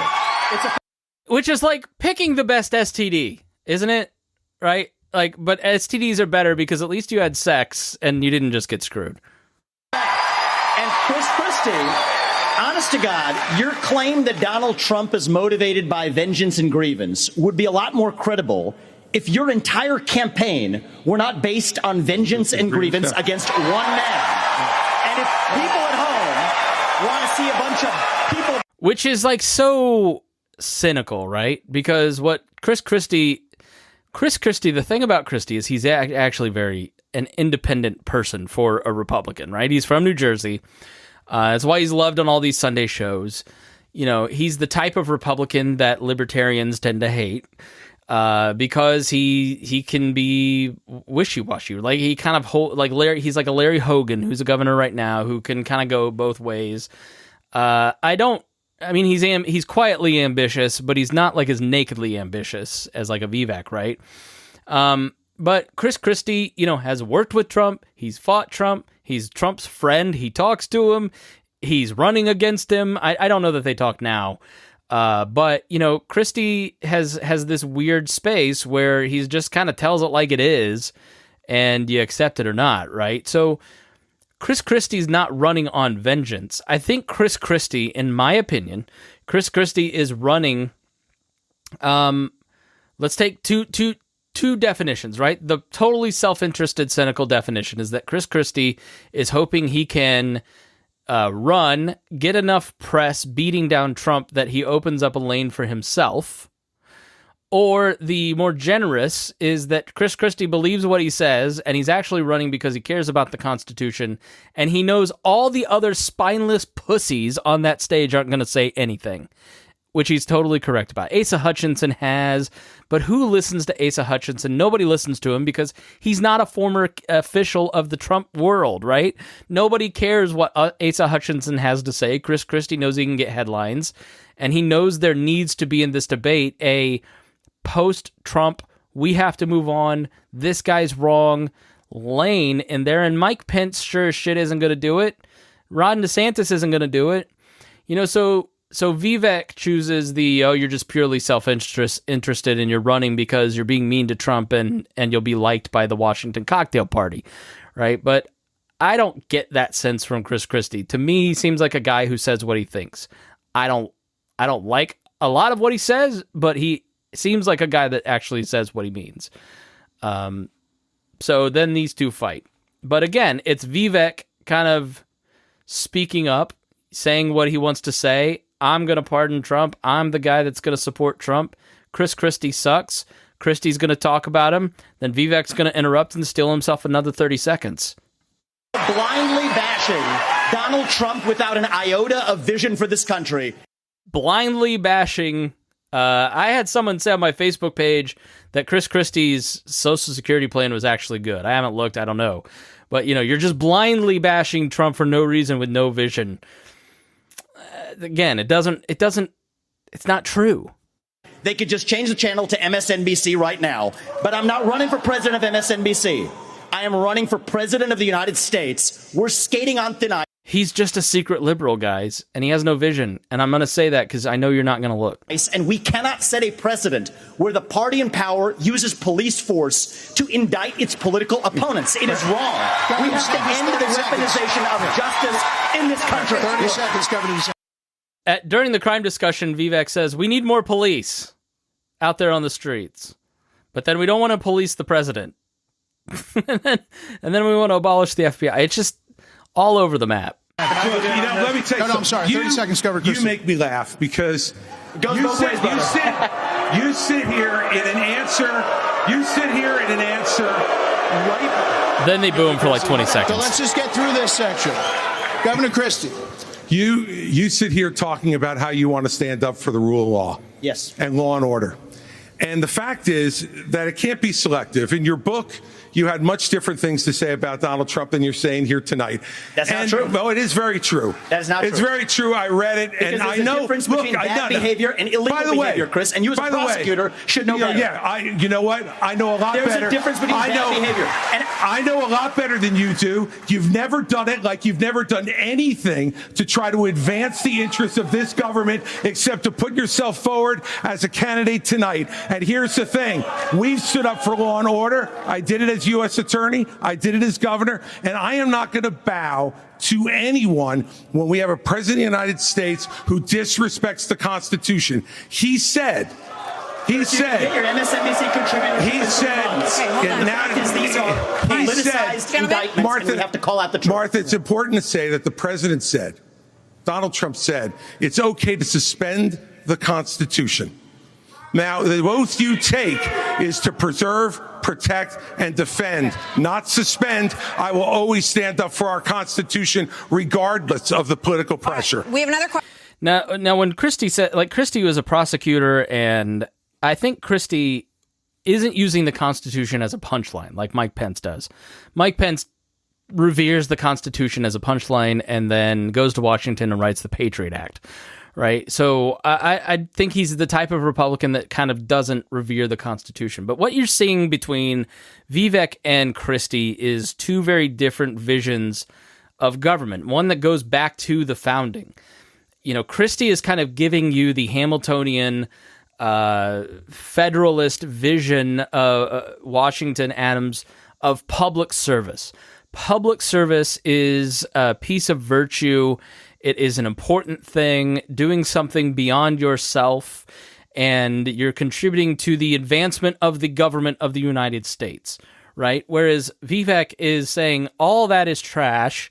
What are you doing for my personal liberty, right? Which is a very much more of a Jeffersonian view, that public service only exists to advance the interest of liberty.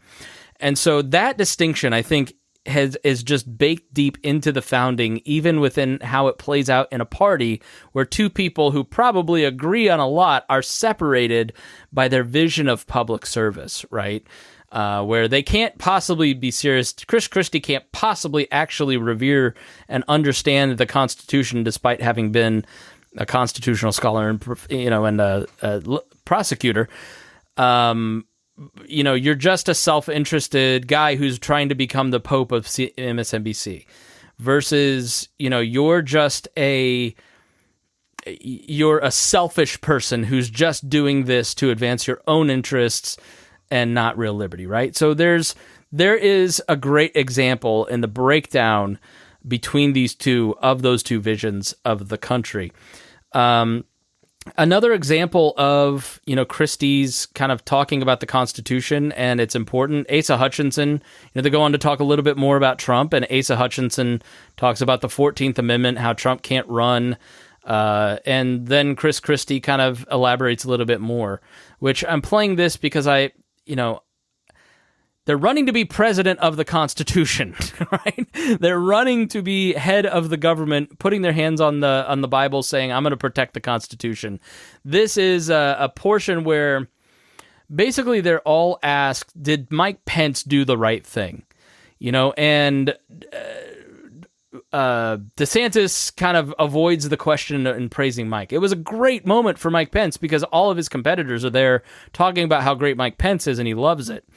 And then, so Chris Christie finally comes out and just says, look, he did the right thing on January 6th as vice president, by, doing his duty and certifying the election. Here's the thing about Mike Pence that you have to understand. In this debate, if you were unaware of Mike Pence, you would see him as a resolute, strong leader. His words kind of ring true, and he cut taxes in Indiana. Okay, well, I got $13 back on my taxes thanks to Mike Pence. I guess it's a start, even though you had a supermajority in the House and Senate here. But on this day, he was just a leader, and he fought Donald Trump. And I'm not playing it because it's so full of crap. The dude called Dan Quayle, the former, both of them knew each other. They were congressmen. Actually, I think Quayle was not a congressman when Pence was a congressman. He was vice president when Pence was starting to run for Congress in the late 80s. And Dan Quayle, who's a lawyer, says, you have no choice. Do your duty. And that's why Mike Pence did his duty. It wasn't because Mike Pence had grown a spine. He's one of the most pandering, spineless politicians you'll ever meet, right? Who has accomplished some things by putting his name on them because they will advance his interests in growing his stature within his community. He doesn't want to be the president of all of America. He wants to be the Pope of Republicans.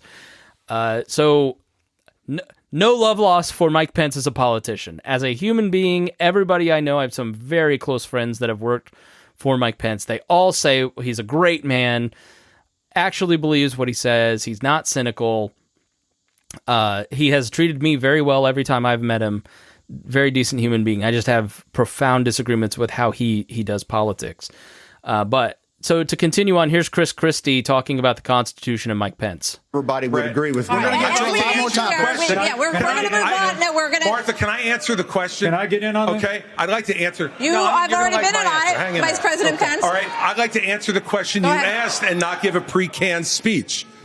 Mike Pence stood for the Constitution, and he deserves not grudging credit. He deserves our thanks as Americans for putting his oath of office and the Constitution of the United States before personal, political, and unfair pressure. If you're not watching the video, it's a two-shot of Christie next to Pence, and Pence he must have been tapping the bottom of that podium because he's going, well, here's my next commercial. And the argument that we need to have in this party before we can move on to the issues that Ron talked about is we have to dispense with the person who said that we need to suspend the Constitution to put forward his political career. Mike Pence said no, and he deserves credit for it. Okay.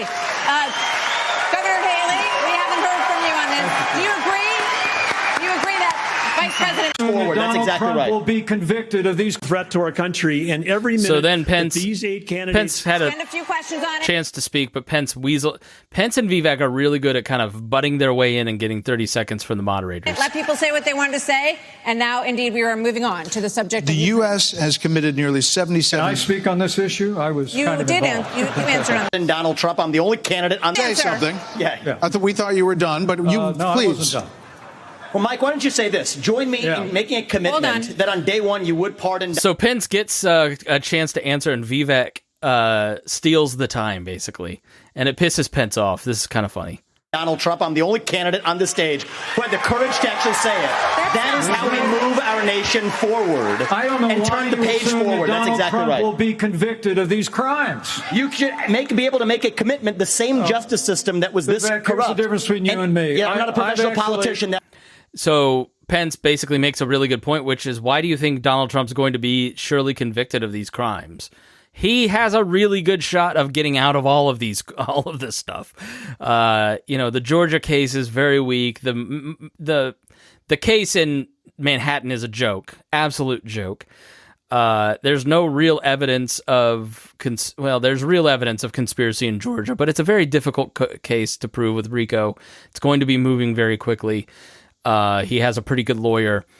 We'll do an episode on all this stuff soon. And then the Jack Smith stuff, the January 6th indictment is weak. The best one is the Mar-a-Lago case, keeping all the files and obstructing justice. I think that's the one that he ought to be worried about. But that's going to take a long, long time to work its way through the system. And so Pence kind of rightly says, why do you think he's going to be, convicted? And then Pence goes on to talk about how he's actually done the job. And Vivek says, yeah, that's the problem, right? So choose your fighter, right? The person with experience that can get things done. That's not Mike Pence, but or Vivek, who can bring fresh ideas to the office and be an independent-minded person like Trump was. That's the difference. Who can answer a question? I've actually given pardons when I was governor of the state of Indiana. It usually follows a finding of guilt and contrition by the individual that's been convicted. So, well, look, is how it works, actually, by the way. The person has to give a statement of contrition to receive the pardon, which Vivek doesn't know. And so Pence knows that, which is kind of hilarious. If I'm president of the United States, we'll give fair consideration to any pardon request. But if I may, it's not about looking back at January 2021. It's about January 20th, 2017. I put my left hand on Ronald Reagan's Bible. I raised my right hand. And I took an oath to support and defend the Constitution of the United States. And it ended with a prayer, so help me God. It was a promise that I made to the American people, but I also made it to my Heavenly Father. Every day for... All right, that's enough. I can't take it. So then they move on to Ukraine. I'm going to fast forward here and hopefully get to the right spot. And they basically say, hey, Vivek, I think DeSantis gets to go first. So we're dropping in here right before Vivek interrupts or answers something. But this is Vivek's best part of the debate and the part where he stood out. And I think Vivek understands better than any of these other folks where the base is at, where the Republican Party is at. I'm not a Trump fan. I've often said that the single best thing that Donald Trump ever did was make Republicans non-interventionist again and make them skeptical of military action, except for in Mexico, apparently, where they're going to just carpet bomb people without due process, which is insane. But, it's made them skeptical of military action. And I wish this country would be so much better if Democrats were like themselves in 2004 and Republicans were like themselves now. But Vivek is the only one that is unapologetically anti-funding for Ukraine. They have another hand-raising question, and who would continue support, and only Vivek raises his hand. Is there anyone on stage who would not support the increase of more funding to Ukraine? We would not support it. Europe needs to step up. DeSantis half-ass raises his hand and then tries to talk. I would have Europe step up and do their job. All right, Mr. Ramaswamy, but you're saying you would not too, Governor DeSantis? I will have Europe pull their weight. Right now, they're not doing that. You would not support and I think we need to and I think our support should be contingent on them doing it. And I would have support in China to be able to take China and do what we need to do with China. Vivek, who is standing next to him, instead of just standing there and letting the man answer the question, is licking his finger and putting it to the wind to see which way the wind blows. And he's standing next to him, so you can see him like clapping. And then he does the finger thing, and he's throwing DeSantis off. You can hear him kind of stuttering. It's just... Ted Cruz was so hated in 2016. I think Vivek's hated more just because of this childish stuff. Like, he's just like that dude that you knew in college. I'm not saying this because of the Indian connection. He reminds me of Parks and Rec's that character, Tom, where he's just over the top, especially for his inappropriate over the topness for the moment, to get attention for yourself instead of just like being a regular person. I want to know what Ron DeSantis actually thinks, because the man's not answering this question. So instead of answering the question and maybe finally getting a straight answer out of Ron DeSantis, we've got a two-screen with Vivek because he's trying to get attention for himself to bait Ron DeSantis. China. Mr. Ramaswamy, you would not support an increase of funding to Ukraine. DeSantis wanted to punch him. And I think that this is disastrous, that we are protecting against an invasion across somebody else's border when we should use those same military resources to prevent across the invasion of our own southern border here in the United States of America. We are driving Russia further into China's hands. The Russia-China alliance is the single greatest threat we face. And I find it offensive that we have professional politicians on the stage that will make a pilgrimage to Kyiv, to their Pope, Zelensky, without doing the same thing for people in Maui or the south side of Chicago or Kensington. I think that we have to put the interests of Americans first. Secure our own border instead of somebody else's. And the reality is, this is also... So Pence, see how they're the same? Pence talks under his answer to make sure he gets the next thing. Christie kind of did it, but Pence repeatedly did it to him. Because Pence doesn't ever really do that. I personally met him at debates, right? He waits for other people to answer. He's very respectful. But I've never seen Pence talk under people like that. And I think he's doing it just to throw Vivek off, because Vivek's doing it to literally everyone else. Pence, nobody's better in a debate in terms of using the rules and strategizing, even though he comes across as a total phony. Totally agree with Vivek's answers, though. How we project strength by making America strong at home. All right, we heard the names. Governor Christie first. All right, look, I did go to Ukraine, and I went to Ukraine because I wanted to see for myself what Vladimir Putin's army was doing to the free Ukrainian people. And let me tell you, I want you all to look around this arena tonight and imagine that every one of these seats was filled.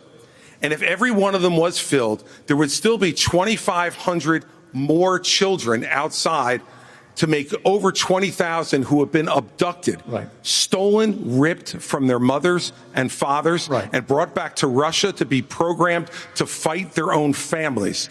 They have gouged out people's eyes, cut off their ears, and shot people in the back of the head, men, and then gone into those homes and raped the daughters and the wives who were left as widows and orphans. This is the Vladimir Putin. This is the Vladimir Putin who Donald Trump called brilliant and a genius. If we don't stand up against this type of autocratic killing in the world, we will be next. Okay. All right, so Christie there makes if we don't fight the Russians over there, we'll fight them here, which is patently absurd and completely ridiculous. It's insane. Pence then goes on to answer. He calls them communists. Vivek calls what is this, USSR? The two of them get like another minute or so. Then Nikki Haley's answering, and I'm playing this because Nikki Haley, Vivek, again, during her answer, talks under, gets annoyed, and then her hatred towards him is palpable. It's hilarious. When you look at the situation with Russia and Ukraine, here you have a pro-American country that was invaded by a thug. So when you want to talk about what has been and named, and the problem that Vivek doesn't understand is he wants to hand Ukraine to Russia. He wants to let China eat Taiwan. He wants to go and stop funding Israel. You don't do that to friends. What you do instead is you have the backs of your friends. Ukraine is the front line of defense. Putin has said, once Russia takes Ukraine, Poland and the Baltics are next. That's a world war. We're trying to prevent war. Look at what Putin did today. He killed Prigozhin. When I was at the UN, the Russian ambassador suddenly died. This guy is a murderer, and you are choosing a murderer over a pro-American country. First of all, Mr. Ramaswamy, you have 30 seconds. Mr. DeSantis, Nikki, I wish you well in your future career on the boards of Lockheed and Raytheon. I'm not on the boards of Lockheed and Raytheon. And Boeing came off of it, but you've been pushing this lie.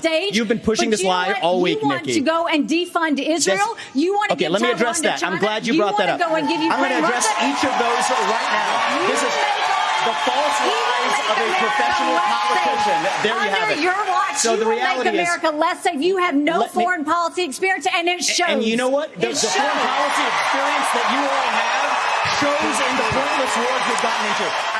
All right, so Nikki Haley taking up his time by yelling at him, which I'm sure was cathartic for her. So then they go into lightning rounds. They talk about all kinds of different stuff. I want to play the last clip I'm going to play here is the border question with Ron DeSantis, it's really crazy. I don't know how people who can say, "Oh, I'm non-interventionist," and I'm. By the way, Asa Hutchinson wearing an Israel pin, which is really weird. I just couldn't imagine going up on the stage wearing an American flag pin and the flag of a different country. But again, it sort of shows that Asa Hutchinson still lives kind of in 1998, right? Where he thinks that's going to sell with bases because his base are 80 years old, right? Like, you heard her accuse Ramaswamy of wanting to defund Israel. I think he wants to defund everybody, which is her line of attack. Oh, he wants to defund Israel because they know it plays with the 80-year-old base, but they don't fundamentally get the next generation, which Vivek is trying to represent, which I think he does quite effectively. Like, I think, if he's trying to run for vice president, I think he said somewhere he absolutely would not accept it. I don't know. But I will say, like, Vivek is looking forward. He's looking forward to when Trump can't run again, when all these geriatrics on the stage are retiring, somebody has to pick up the mantle.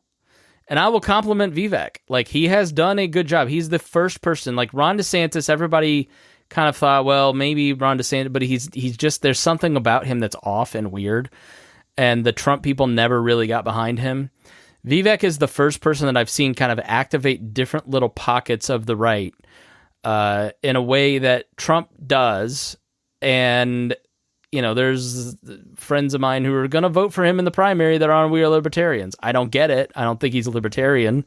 I don't know why you'd vote in a primary for somebody that's not very libertarian on a lot of things. But that's just my principles. Other people have more pragmatic considerations. So, but they've been on the fence. Like, Galt, I think, has been on the fence about DeSantis and not really all for him, but he's raising money for Vivek, right? So I just think like little things like that are an indication where Vivek is the first person that I've seen bring some passion to the Trump movement that other candidates have not, and maybe he can inherit that movement if it exists post-Trump. Which I think Vivek kind of shows that maybe there is some hope for whatever the Trump movement is. Non-interventionist, aggressively anti-immigrant, pro-tariff, personal freedom, fight the woke. Vivek wrote a book, against woke people. Maybe there's a future for that strain of the right that can exist post-Trump, when a lot of people have thought it's just based all on personality and Trump's character. At the same time, you can do both. Here's DeSantis and immigration. Let's go to Governor DeSantis. So, as president, would you support sending U.S. Special Forces over the border into Mexico to take out fentanyl labs, to take out drug cartel operations? Would you support that kind of American military use? Yes, and I will do it on day one. Here's the thing. The cartels are... He just talked about invading Mexico.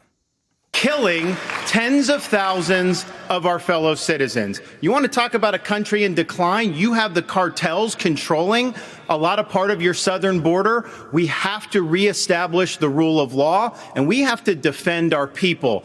The President of the United States has got to use all available powers as Commander-in-Chief to protect our country and to protect the people. So when they're coming across, yes, we're going to use lethal force. Yes, we reserve the right to operate. How many more tens of thousands are we going to let to die? I am sick. I've met angel moms throughout the... All right, so I just can't tell you how insane it is that he wants to invade Mexico. So little highlights through the rest of it.